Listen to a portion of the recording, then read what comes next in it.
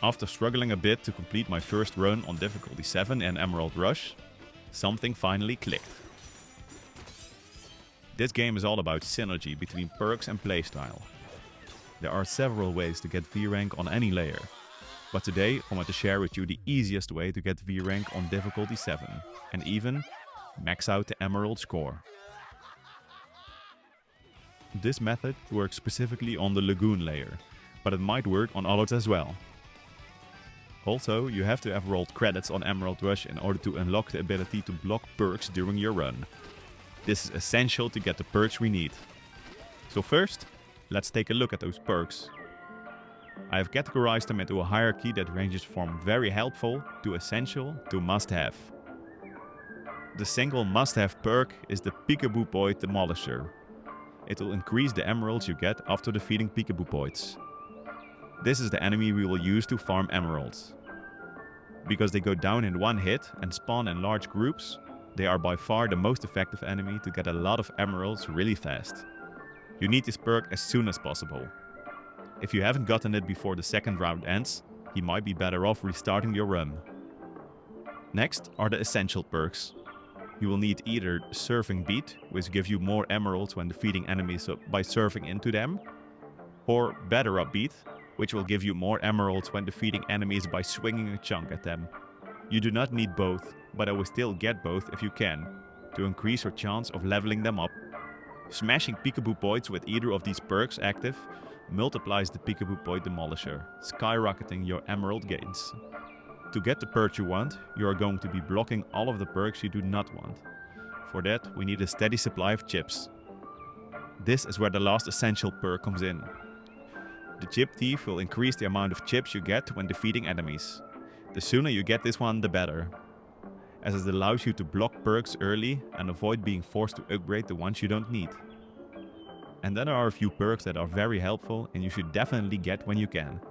But don't worry if they won't be offered. First is the Bananza. This is a very good perk in general, but you do need to adjust your playstyle to it. It will increase the emeralds you get by defeating enemies when no Bananza forms are unlocked. Because you do not need any Bananza forms during the run, this is a no-brainer.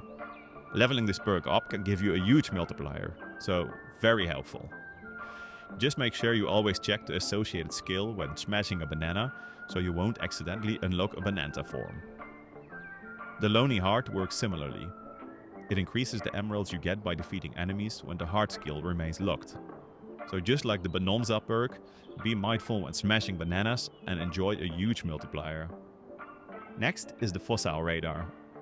I personally just always get this when offered, and I suggest you do the same. Even if you know every fossil location on a certain layer from the top of your head, it is still very helpful to be able to check the map and see which ones you haven't gotten yet, or if there is one nearby that you can quickly get to.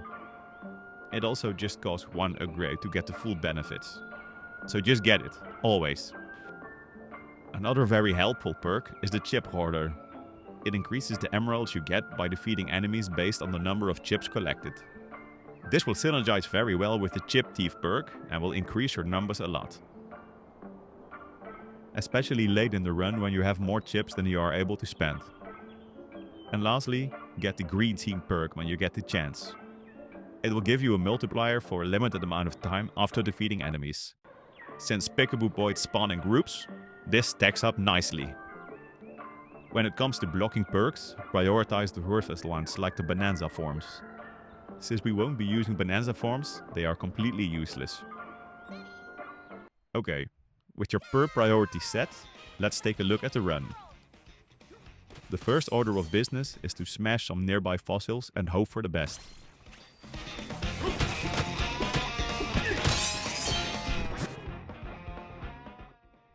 Also get the bananas you come across, just as long as they do not unlock Bananza forms or the heart skill, of course. I got lucky on this run and found the first Peekaboopoid Demolisher very early.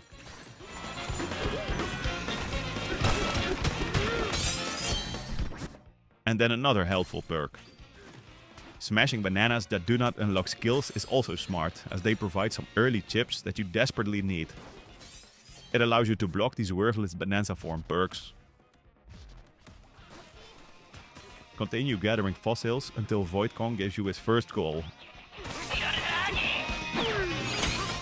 Go for the goal and keep getting fossils and bananas along the way. Do not forget to check the unlockable skill on the bananas.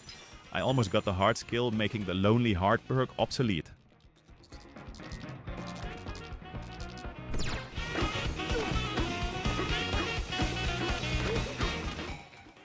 Clearing goals is a good way to get some chips, emeralds and perks in the early rounds.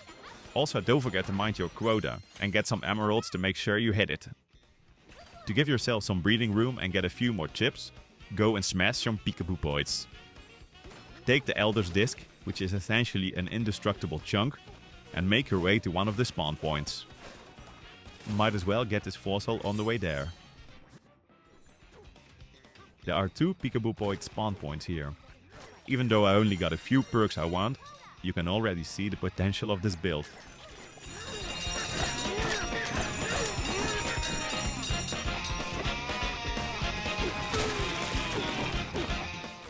After crossing this small bridge, you can go back and find that the Peekaboopoids have respawned. Take them out a few more times to make sure you are good on the quota for a few rounds. And then go back to upgrading your perks. Smash fossils and bananas, complete goals, and block the perks you don't want. Also make sure to take out all the Peekaboopoids when you come across another spawn point. There are a few of them right here in this canyon. And also here near the soft layer sinkhole.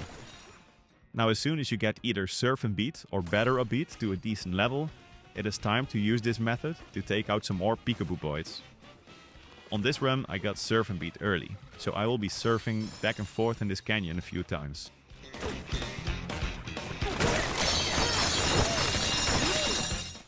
Now go back and focus on getting and blocking those perks. When you are low on chips, take down some more Peekaboopoids to make sure you can keep blocking. Here near the layer sinkhole is another good location to farm them. Now at a certain point, when you have upgraded the necessary perks enough, it is time to farm to 10 million emeralds. I found this spot here near the Elder the best location to do so. There are only 2 spawn points here, but you can get the indestructible disc and never worry about grinding or smashing down your chunk. As you can see at this point, my perks are upgraded so far I can get about 1 million emeralds per round. And there we hit 10 million easily, with still another round and a half to go. Spend your time in the remaining rounds however you like. Get some more fossils for fun. Use your access to an infinite amount of chips to fully upgrade all your skills. Or take a well-deserved moment to relax, surf around on the disc and enjoy the scenery.